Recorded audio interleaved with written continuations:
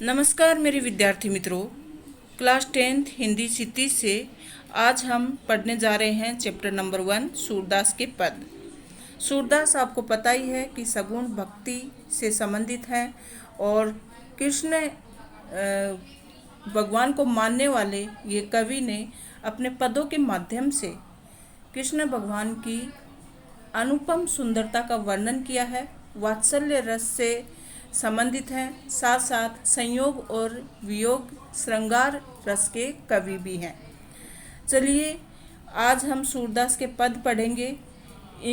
इसकी पठन सामग्री को सरल भाषा में प्रस्तुत करेंगे, साथ साथ इसका जो भावार्थ है, कठिन शब्द है, वो भी मैं आपको बताऊंगी ताकि ये कठिन जो भाषा में लिखा गया, ब्रज भाषा में लिखी गई ये इनकी जो रचनाएं हैं वो आपको सरल भाषा में समझ में आ सके और बाद में इसके महत्वपूर्ण जितने भी प्रश्न उत्तर बनते हैं परीक्षा की दृष्टि से महत्वपूर्ण हैं और इनके पदों का सरल भावार्थ है वो भी हम देखेंगे।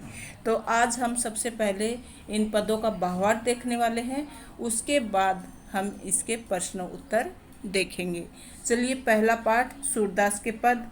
बने रहिएगा, एग्जाम की दृष्टि से बहुत ही महत्वपूर्ण लेसन है और हर बार एग्जाम में इसके पदों में से एक पद ज़रूर पूछा जाता है। इसके लिए हर एक लाइन को, हर एक पद को आपको ध्यानपूर्वक समझना है।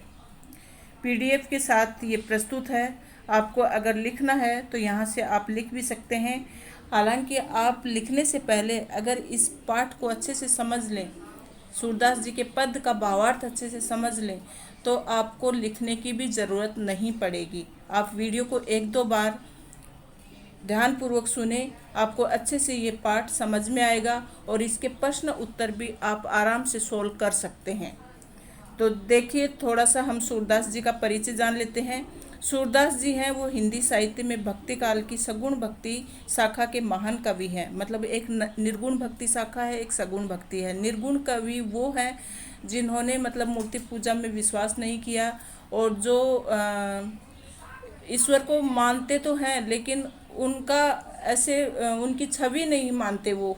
जबकि सूरदास हैं वो श्री कृष्ण को अपना परम आराध्य मानते हैं और ये सगुण भक्ति शाखा के कवि हैं। महाकवि सूरदास जी वात्सल्य रस के सम्राट माने जाते हैं। सूरदास जी का जन्म है वो 1478 ईस्वी में रुनकता नामक गांव में हुआ और सूरदास जन्म से ही अंधे थे। फिर वल्लभाचार्य ने उनको पुष्टि मार्ग में दीक्षित किया और कृष्ण लीला के पद गाने का आदेश दिया। तब से इन्होंने सूर सागर, साहित्य लहरी और सूर सारावली ये सब कृष्ण के जीवन से संबंधित, कृष्ण भगवान से संबंधित ये काव्य इन्होंने रचे। इनकी जो भाषा थी वो ब्रज भाषा थी। सूर की भाषा बहुत ही सरल और स्वाभाविक है। उन्होंने अपने काव्यों के लिए ब्रज भाषा का बड़ी ही सहजता से उपयोग किया। चलिए अभी हम इन पदों को सरल भाषा में समझने की कोशिश करेंगे। उद्धो तुम हो अति बड़ भागी, अपरस रहत सने तगाते, नहीन मन अनुरागी, पुरैनी पात रहत जल भीतर, तारस देह न दागी, ज्यों जल माह तेल की गागरी, बूंद न ताको लागी। अभी इन पंक्तियों में जो उद्धव हैं कृष्ण भगवान के सखा रहते हैं, मित्र रहते हैं, लेकिन जो गोपियां हैं वो कृष्ण भगवान को अपना सखा मानती हैं, वो कृष्ण भगवान से बहुत प्रेम करती हैं। तो कृष्ण भगवान गोपियों को समझाने के लिए अपने मित्र उद्धव को भेजते हैं और उनको ज्ञान और योग की बातें समझाने के लिए उद्धव को भेजते हैं। किनके पास? गोपियों के पास, ताकि वो कृष्ण भगवान को ज़्यादा याद ना करें। तो इसके लिए जो गोपियां हैं वो उद्धव से कहती हैं कि तुम तो बहुत ही भाग्यशाली हो, क्योंकि वो उद्धव की बातों में नहीं आना चाहती, वो ज्ञान और योग की बातें नहीं समझना चाहती। वो तो आखिरकार कृष्ण भगवान के प्रेम में ही रंगी हुई हैं, इसके लिए वो प्रेम की बातें करती हैं, उनको ज्ञान और योग की बातें समझ में नहीं आती हैं। तो वो उद्धव से व्यंग्य करती हैं, उद्धव के ऊपर कटाक्ष करती हुई कहती हैं, अरे तुम तो बड़े भाग्यशाली हो जो कि उनके मतलब हमारे प्रेमी कृष्ण भगवान के साथ रहकर भी आज तक उनके रंग में नहीं रंगे। आज तक उनसे आप उनके स्नेह में नहीं रंगे हो, आज तक आप उनके प्रेम से अछूते रहे हो, आप तो बड़े भाग्यशाली हो। जबकि हम तो उन्हें एक पल के लिए भी भूल नहीं सकती। तो पहली पंक्ति में क्या कह रही हैं, उद्धव तुम हो अति बड़ भागी। तो प्रस्तुत प्रस्तुत पंक्तियों में गोपियाँ उद्धव से व्यंग्य करते हुए कह रही हैं कि तुम तो बड़े भाग्यवान हो, अपरस रहत स्नेह तगाते नाहिन मन अनुरागी, जो तुम अभी तक कृष्ण के प्रेम के चक्कर में नहीं पड़े। गोपियों के अनुसार उद्धव उस कमल के पत्ते के समान है जो हमेशा जल में रहकर भी उसमें डूबता नहीं है और न ही उसके दाग धब्बों को खुद पर आने देता है। पूरी मतलब कमल का पत्ता, पात मतलब पत्तियां, रहत जल भीतर, तो कमल का पत्ता जल के भीतर रहते हुए भी तारस देहन दागी, उसके ऊपर मतलब पानी नहीं लगता है। तो जल के भीतर रहते हुए भी कमल के पत्ते पर कोई दाग नहीं लगता है। तुम तो कमल के पत्ते की तरह ही निकले। किसको बताया गया है, उद्धव को। जो जल माह तेल की गागरी, बूंद न ताको लागी, और आप तो उस तेल की मटकी के समान हो। तेल से पूरी तो एक मटकी जो होती है, वो अगर नदी में डुबो भी दी जाए, पानी में जल में डुबो भी दी जाए, तो भी उसके ऊपर पानी की बूंद नहीं टिकती है। वैसे ही तेल की एक गागरी के समान हो, जिस पर कोई जल का कोई फर्क नहीं पड़ता। तो एक कमल के पत्ते के समान हो, जिस जल में रहते हुए भी उसके ऊपर जल नहीं चढ़ता, और एक तेल की मटकी के समान हो कि नदी में डुबो दें तो भी उसके ऊपर पानी की बूंद नहीं टिकती। तो बड़े ही भाग्यशाली हो आप तो। प्रीति निधि में नदी में पाऊँ न बोरियो, दृष्टि न रूप परागी। तो यहाँ पे गोपियाँ कहती हैं कि हम तो बुरी तरह मतलब कृष्ण के प्रेम में पड़ चुकी हैं। तो कृष्ण के साथ रहते हुए भी उद्धव आज तक प्रेम रूपी नदियाँ में, दरिया में कभी पाँव नहीं रखा और न ही कभी उसके रूप सौंदर्य का दर्शन किया। तो ये तो बहुत ही बड़ी बात है कि प्रीति नदी में पाँव न बोरियो, आज तक वो प्रेम के सागर में आज तक डूबे क्यों नहीं।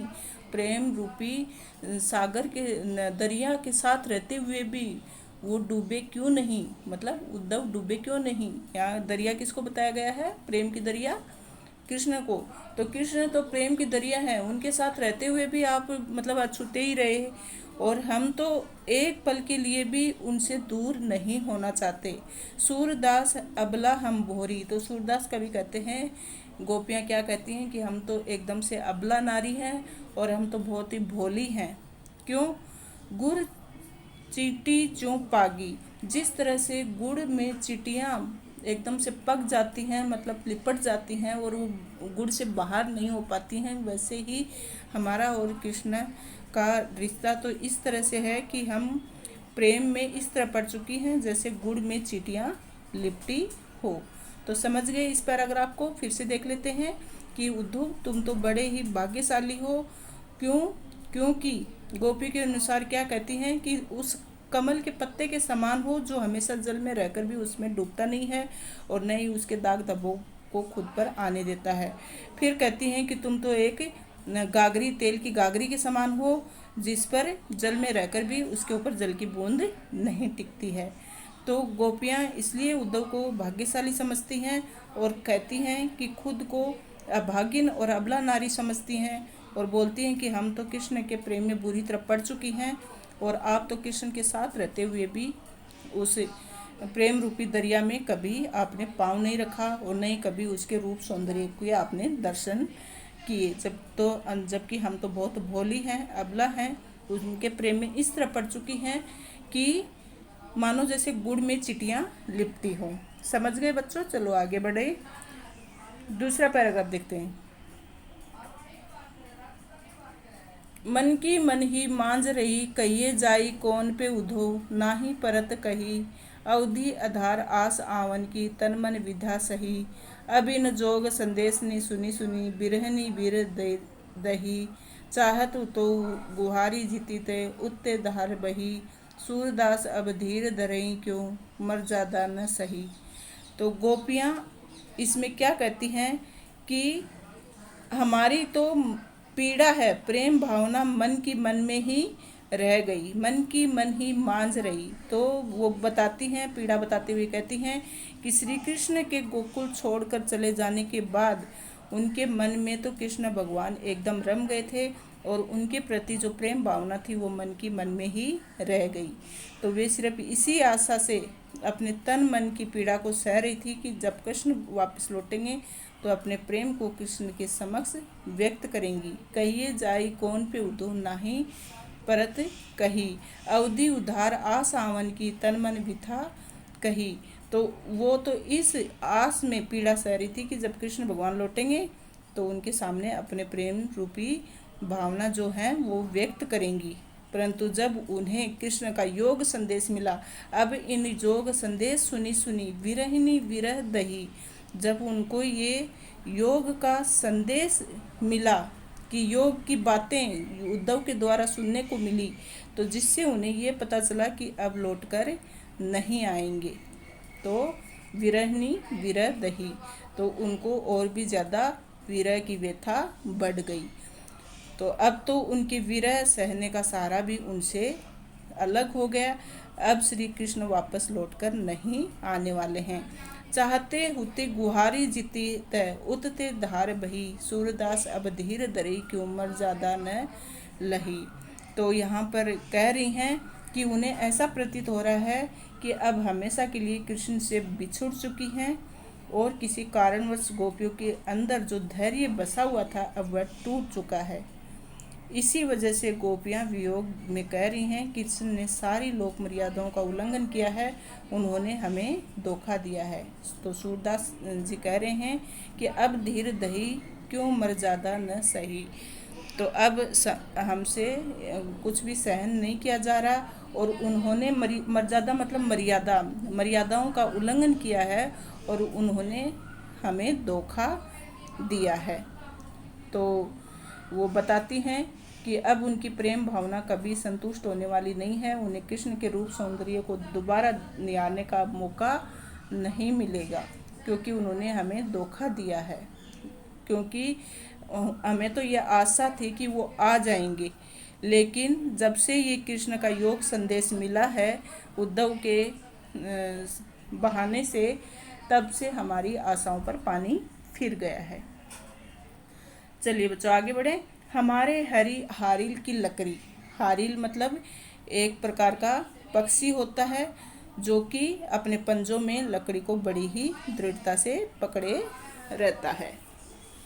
तो यहाँ पर बता रहे हैं सूरदास जी, मन क्रम वचन नंद नंदन उर, ये दृढ़ करी पकड़ी, जागत सोवत स्वपन दिवस निसी, कान कान जकरी, सुनत जोग लागत है सो ज्यों करूँ ककरी, सो तो व्याधि हमको ले आए देखी सुनी न करी, ये तो सूर तिनी ले सौंपो जिनके मन चकरी।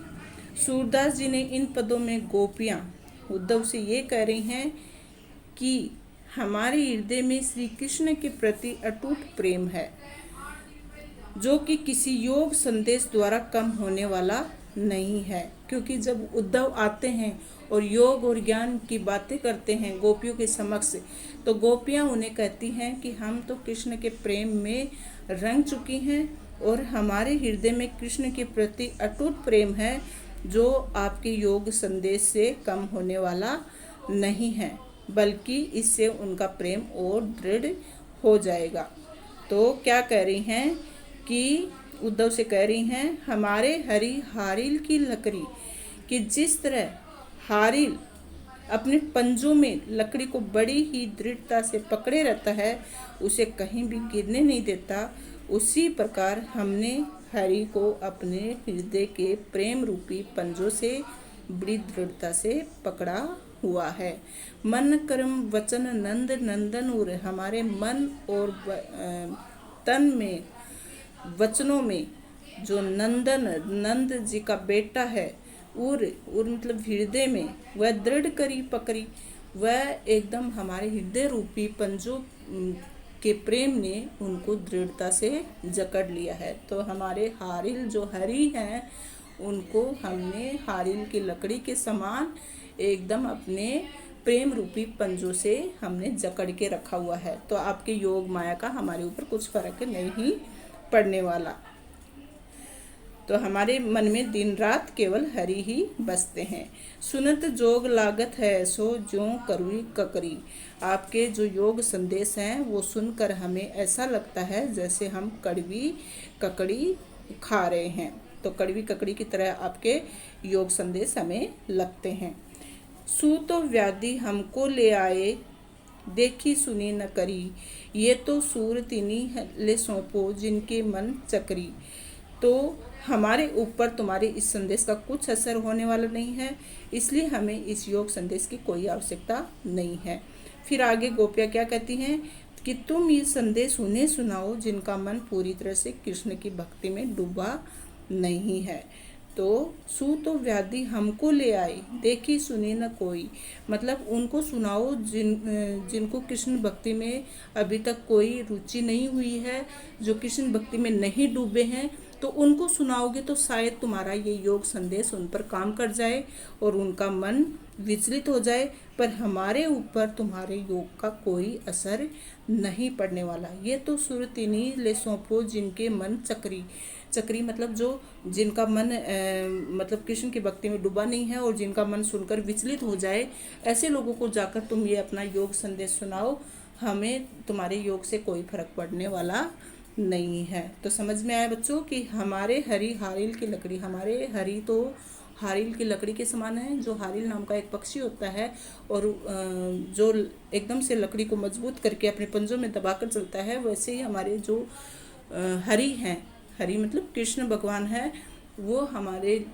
हृदय रूपी पंजों से एकदम जकड़े हुए हैं, प्रेम से जकड़े हुए हैं, और आपकी योग माया का हमारे ऊपर कोई असर होने वाला नहीं। हम तो उनसे अटूट प्रेम करती हैं। समझ में आया बच्चों?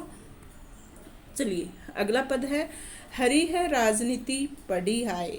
अब जब वो जो उद्धव आते हैं और योग का संदेश उनके साथ मतलब कृष्ण भेजते हैं गोपियों को सुनाने के लिए, तो गोपियों को लगता है कि देखो हरि ने, कृष्ण ने हमें धोखा दिया है और अब हमें राजनीति का पाठ पढ़ाने इसको भेजा है। तो प्रस्तुत पद में सूरदास जी ने हमें ये बताने का प्रयास किया है कि किस प्रकार गोपियों श्री कृष्ण के वियोग में खुद को दिलासा दे रही हैं। सूरदास गोपियों के माध्यम से कह रहे हैं कि श्री कृष्ण ने राजनीति का पाठ पढ़ाया है, जो कि मधुकर, मतलब किसको कहा गया? मधुकर, उद्धव को। तो उद्धव के द्वारा समाचार प्राप्त कर लेते हैं और उन्हीं को माध्यम बनाकर संदेश भी भेज देते हैं। तो कृष्ण भगवान किसके माध्यम से संदेश भेजते हैं? उद्धव के माध्यम से, कि गोपियों को जाकर योग का संदेश सुनाओ ताकि वो मुझे भूल जाएं। तो गोपियाँ ये संदेश सुनकर कहती हैं कि ये जो उद्धव है ये तो पहले से ही चालाक था, परंतु श्री कृष्ण भी हमें राजनीति का पाठ पढ़ाने के लिए इस उद्धव को यहाँ भेज दिए हैं। ये तो हमें मतलब छल कपट नजर आ रहा है। तो हरि है राजनीति पढ़ी आए, समझो बात कहत मधुकर के समाचार सब पाए। एक अति चतुर होते पहले ही अब गुरु ग्रंथ पढ़ाए। तो ये तो पहले से ही मतलब उद्धव जिसे यहाँ भंवरा कहकर दर्शाया गया है, ये तो पहले से ही चालाक है, परंतु श्री कृष्ण के राजनीति का पाठ पढ़ाने से अब ये और भी चतुर हो गया है और हमें अपने छल कपट के माध्यम से बड़ी चतुराई के साथ श्री कृष्ण का योग संदेश दे रहा है। तो ये तो पहले से ही चालाक था उद्धव, और अब जब से श्री कृष्ण ने इसको योग संदेश भेजने का काम सौंपा, तब से तो ये और ज़्यादा चालाक हो गया है। तो कृष्ण की बुद्धि की भी तो दाद देनी ही होगी, जो हमें इस उद्धव के जरिए संदेश दे रहे हैं, जिससे हम उन्हें भूल जाएं। तो कृष्ण तो बड़ी ही जान पड़ते हैं, बुद्धिमान जान पड़ते हैं, जो इसके साथ हमें संदेश भेजे हैं, और ये तो पहले से ही इतना चतुर है, एक बौरे के समान है, चालाक है। उद्धव भले लोग आगे के पर हित डोलत धाये, अब अपने मन फेर पाइए, चलत जू होते चुराए। तो यहाँ पर गोपियाँ क्या कह रही हैं कि जो मतलब उद्धव के साथ इन्होंने कृष्ण भगवान ने संदेश भेजा है ताकि हम उन्हें भूल जाएं, ऐसा तो कतई नहीं होगा, लेकिन हाँ इससे हमारा मन तो हमें वापस मिल जाएगा, जो कि श्री कृष्ण के यहाँ से आते समय चुरा कर ले गए थे। जब कृष्ण भगवान गए थे तब वो वापस हमारा मन चुरा कर ले गए थे। तो कृष्ण भगवान ने उद्धव को जो भेजा है अपना संदेश देकर, तो कम से कम हमारा जो मन चुरा कर ले गए थे वो वापस हमें मिल जाएगा। तो उनके अनुसार क्या करें हैं कि बड़े लोग तो हमेशा दूसरों की भलाई के लिए ही परिश्रम करते हैं, पर गोपियाँ तो ये बात समझ में नहीं आ रही है। तो गोपियों को ये बात समझ में नहीं आ रही है, जबकि भगवान कृष्ण तो उनके भले की ही बात कर रहे हैं। उद्धव भले लोग आगे की परहित डोलत धाये, अब अपने मन फेर पाइए चलत जूहूत चुराए। तो उनके अनुसार किसी भी राजा का, तो यहाँ कह रहे हैं कि गोपियों को ये बात समझ में नहीं आ रही है, जो कि कृष्ण दूसरों को न्याय का पाठ पढ़ाते हुए स्वयं उनके साथ इतना बड़ा अन्याय कैसे कर रहे हैं। उनके अनुसार किसी भी राजा का परम कर्तव्य यही होता है कि वह अपनी प्रजा के सुख दुख का ध्यान रखें, परंतु यहाँ तो कृष्ण स्वयं ही उन्हें दुख दे रहे हैं। तो मतलब यहाँ बहुत धोखे वान नज़र आ रहे हैं कृष्ण भगवान, जो कि प्रजा को सुखी रखने का उनका काम है। यहाँ पर तो खुद राजा होकर न्याय की बातें न करके हमारे साथ अन्याय कर रहे हैं, और हमें इस चालाक भंवरे के साथ अपना योग का संदेश भेज रहे हैं, और राजनीति का पाठ पढ़ाने के लिए ये हमें आ रहा है। तो ये हमारे साथ एक तरह से अन्याय है, और वो हमें दुख देने का काम कर रहे हैं। ते क्यों अनीति करे आपुन जो हो और अनीति छुड़ाए, मतलब जो नीति की बातें करने वाले हैं वो खुद ही अनीति अन्याय की बातें कर रहे हैं। उन्हें तो अपना कर्तव्य निभाना चाहिए, राजधर्म निभाना चाहिए, और गोपियों के समक्ष प्रस्तुत होकर उन्हें दर्शन देने चाहिए। राजधर्म तो यूं सूर जो प्रजा नहीं जाई सताएं, तो राजधर्म ये नहीं होता जो प्रजा को दुखी करे। राजा का परम कर्तव्य तो यही होता है कि अपना प्रजा के सुख दुख का ख्याल रखे। तो सूरदास जी कहते हैं कि गोपियाँ कहती हैं कि राजा का काम न्याय करने का होता है, उन्हें प्रजा को सुखी रखना होता है, उन्हें दुखी देखने का नहीं होता। लेकिन यहाँ पर तो कृष्ण भगवान उन्हें दुखी करने का काम कर रहे हैं, जो कि उन्हें नहीं करना चाहिए। तो थैंक यू स्टूडेंट्स, आपको ये सूरदास जी के पद अच्छे से समझ में आ गए होंगे। किसी भी प्रकार का डाउट हो तो कमेंट बॉक्स में अवश्य लिखें, और इसके प्रश्न उत्तर मैं जल्दी ही लेकर आऊँगी। इस वीडियो को आप 1-2 बार सुनेंगे तो आपको भावार्थ सरल नज़र आएगा। Thank you so much.